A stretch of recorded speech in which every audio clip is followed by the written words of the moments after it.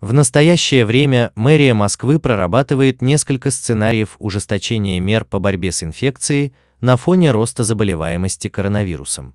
Вследствие этого возможен вариант к возвращению пропускного режима, если улучшение ситуации не произойдет в течение 2 последующих недель.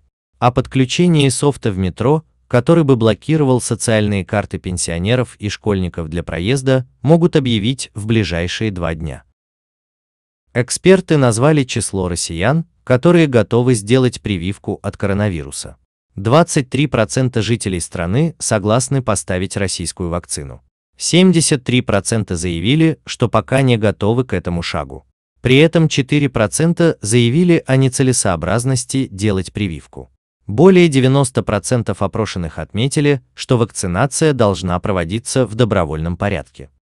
На сайте мэра Москвы сообщается, что клинический комитет по коронавирусу утвердил единый стандарт в подходе к лечению больных новой коронавирусной инфекцией в стационарах столицы. В стандарт стационарной помощи вошло использование новых противовирусных препаратов, антикоагулянтов, препаратов, применяемых при цитокиновом шторме, а также технологий гелия, барокамер и плазмы переболевших. Ведущий научный сотрудник Федерального исследовательского центра фундаментальной и трансляционной медицины Александр Чепурнов сообщил, что повторное заражение новым коронавирусом может быть зафиксировано у человека через полгода после первого. Антитела при этом формируют защиту не более чем на 3-4 месяца. По его словам, течение болезни при повторном заражении не отличается от первичного.